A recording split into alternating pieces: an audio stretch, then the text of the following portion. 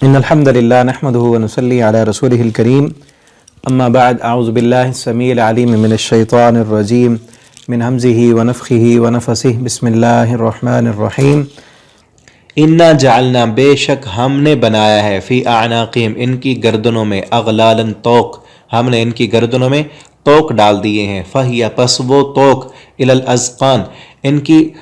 ٹھوڑیوں تک آ چکے ہیں، وہ توق اتنے بڑے ہیں کہ گردن سے اوپر ان کی ٹھوڑیوں تک آئے ہوئے ہیں، فہم پس وہ مقمحون سر اوپر اٹھائے ہوئے ہیں،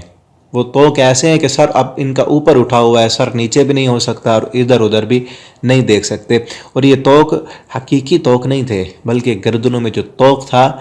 وہ غرور اور تکبر گھمنڈ کا توق تھا۔ وہ کہتے تھے سرداری ہماری ہو، ہم اس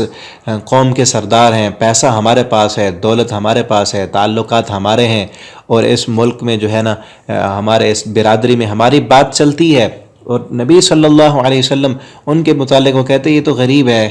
اس کو ماننے والے بھی غریب ہیں، ان کے پاس پیسہ نہیں، ان کی کوئی بات نہیں سنتا، تو لہٰذا ہم ان کی کیوں مان لیں۔ اور یہ توق آج بھی کئی لوگوں میں ہے، وہ نماز اس لیے نہیں پڑھتے کہ ہمارے پاس تو پیسہ ہے، ہمیں کیا ضرورت ہے، روزہ ایسے نہیں رکھتے کہ ہمارے پاس تو سب کچھ ہے، دین کی طرف اس لیے نہیں آتے کیونکہ دیندار لوگ غریب ہوتے ہیں اس لیے۔ اور نبی صلی اللہ علیہ وسلم نے شروع میں فرمایا تھا کہ آپ نے فرمایا ان الاسلام بدأ غریبا وسيعود الى الغریب فطوبى للغرباء، کہ اسلام غربت سے نکلا ہے، آپ خود بھی غریب تھے، آپ کے صحابہ کرام ان کے پاس کھانے کے لیے کچھ نہیں ہوتا تھا، پہننے کے لیے کپڑے نہیں ہوتے تھے، تو یہ بڑے سردار لوگ اس لیے نہیں مانتے تھے، اور ان کی گردنوں میں یہی توق تھے غرور اور تکبر کے۔ اور ابو جہل تو واضح کہا کرتا تھا، ایک دن اس کے ایک دوست نے حضرت مغیرہ بن شعبہ رضی اللہ تعالیٰ عنہ جو بعد میں مسلمان ہو گئے، یہ اس وقت مسلمان نہیں تھے اور ابو جہل کے ساتھ ان کی دوستی تھی، یہ بھی سردار تھے، حضرت مغیرہ بن شعبہ رضی اللہ تعالیٰ عنہ یہ بھی سردار تھے اور ابو جہل کے ساتھ دوستی تھی۔ ایک دن اکٹھے بیٹھے ہوئے تھے اور یہ کسی اور جگہ پر رہتے تھے، مکہ کے رہائشی نہیں تھے، کہیں اور رہتے تھے، اور ملنے کے لیے آیا اپنے دوست ابو جہل کو،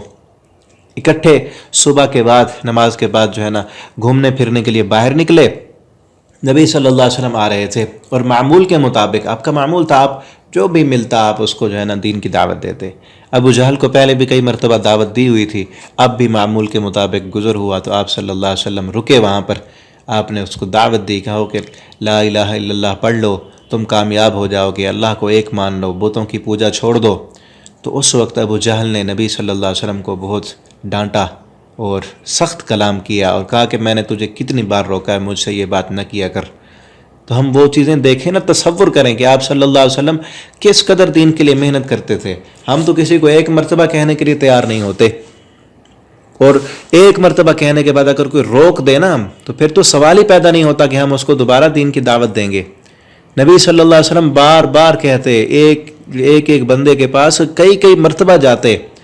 اور ابو جہل نے آگے سے کہا کہ میں نے کتنی مرتبہ روکا ہے آپ کو کہ مجھ سے یہ بات نہ کیا کریں،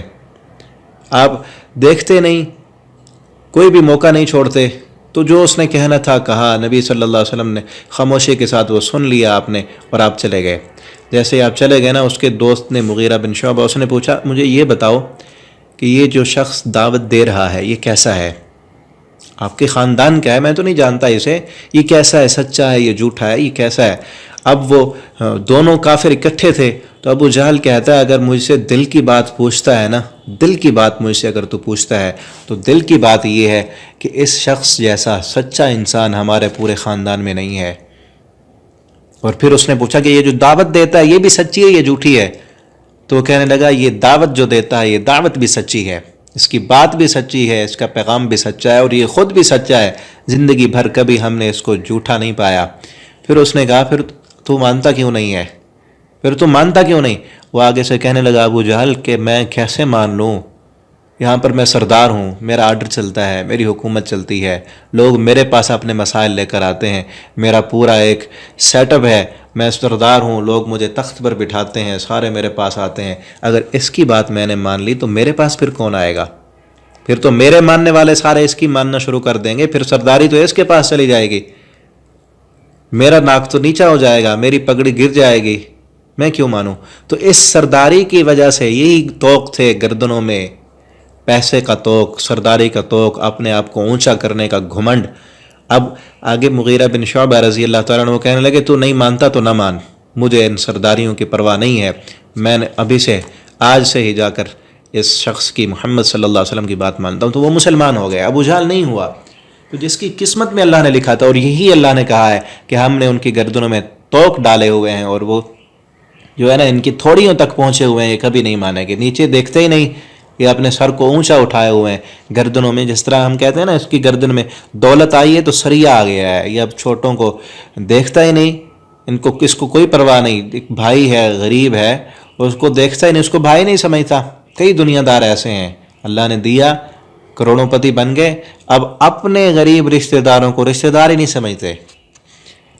تو آگے پھر فرمایا وَجَعَلْنَا، اور ہم نے بنا دیا مِن بَيْنِ أَيْدِيهِمْ، ان کے آگے سدن دیوار، وَمِن خَلْفِهِمْ، اور ان کے پیچھے سدن دیوار، فَأَغْشَيْنَاهُمْ، پس پردہ ڈال دیا ہم نے ان پر، فَهُمْ، پس وہ لا يبصرون، نہیں دیکھتے، کہ ان کے آگے بھی دیوار ہے، ان کے پیچھے بھی دیوار ہے، ان کی آنکھوں پر پردہ ہے، گردن میں توق ہے، اب وہ کیا دیکھیں گے؟ اور ان دیواروں سے مراد بھی ظاہری دیواریں نہیں، بلکہ دیواروں سے مراد یہ ہے کہ دیوار وہ حق سمجھ لیتے ہیں نا، یہ حق ہے، اب اس کو مانتے کیوں نہیں کہ فلاں سردار نے نہیں مانا، فلاں بڑے نے نہیں مانا، میرا باپ نہیں مانتا تھا، میرا استاد نہیں مانتا، یہ دیوار ہوتی ہے۔ اور آج بھی یہ دیواریں موجود ہیں، جب بھی آپ کسی کو حق بات بتلائیں نا، دین کی دعوت دیں، وہ سمجھ جائے کہ واقعتاً یہ ٹھیک ہے، یہ سچی بات ہے، اور پھر وہ مانتا اس لیے نہیں کیونکہ میرا باپ نہیں مان رہا، میری قوم برادری کا سردار نہیں مان رہا، امام صاحب نہیں مان رہے، فلاں نہیں مان رہے، تو میں کیوں مانوں؟ تو یہ دیوار ہوتی ہے کہ فلاں جو کہہ رہا ہے کیا وہ جھوٹا ہو سکتا ہے؟ اور ان میں سے کئی لوگ یہ کہتے تھے کہ ابو جہل فلاں فلاں سردار وہ نہیں مانتے تو ہم کیسے مانیں؟ اور آگے ہے قرآن میں سورہ شورا کے اندر اللہ تعالیٰ فرماتے ہیں، بلکہ وہی مشرک ان کا قول اللہ نے ذکر کیا ہے، وہ کہتے تھے غریب غربا سے کہ اگر نبی صلی اللہ علیہ وسلم کا دین حق ہوتا تو ہم سردار لوگ نہ مان لیتے، پہلے تم غریبوں کو کیا پڑی تھی، تم پہلے آگے، ہم سے پوچھنا تھا، تم نے ہم سے پوچھا ہی نہیں، تم پہلے آگے۔ تو یہ دیواریں آڑ بنی ہوئی تھیں، اور اکثر ایسے ہوتا ہے کہ جہاں سردار وڈیرے وزراء اور بادشاہ جس دین پر ہونا، قوم اسی پر چلتی ہے، تاکہ کہیں ہمارے یہ معاملات میں رکاوٹ نہ بن جائیں، کیونکہ پیسہ، اقتدار اور دنیا کے وسائل ان کے ہاتھوں میں ہوتے ہیں، اور لوگ اس وجہ سے ان کے پیچھے چلتے ہیں تاکہ یہ ہمارے وسائل روک نہ دیں۔ لیکن جن کے دلوں میں ایمان آ جائے وہ پھر ان چیزوں کو نہیں دیکھتے۔ تو یہ دیواریں ہیں، اور اللہ رب العالمین سے دعا کریں اللہ تعالی ہمیں ایسی دیواریں ہمارے آگے پیچھے نہ ہوں، کوئی بھی رکاوٹ ہمیں دین پر چلنے سے روک نہ سکے۔ اور اللہ تعالیٰ نے فرمایا کہ ان کے آگے پیچھے دیواریں ہیں، اور آنکھوں پر ان کے پردہ ہے۔ اور آنکھوں پر پردہ کیا ہے؟ یہ ظاہری پردہ نہیں، یہ آنکھوں پر دنیا کی چمک کا پردہ، کہ انہیں دنیا نظر آتی ہے، دنیا کا فائدہ نظر آتا ہے، آخرت ان سے اوجھل ہے۔ اور آج بھی دیکھ لیں کئی دنیا داروں پر، ان کی آنکھوں پر دنیا کی چمک، دنیا کا فائدہ، وہ پردہ آیا ہوا ہے، آخرت نہیں نظر آتی۔ وہ سودی کاروبار کیوں کرتے ہیں؟ کیونکہ دنیا میں فائدہ ہو رہا ہے، پیسہ آ رہا ہے، اس لیے اس کے پیچھے چلتے ہیں۔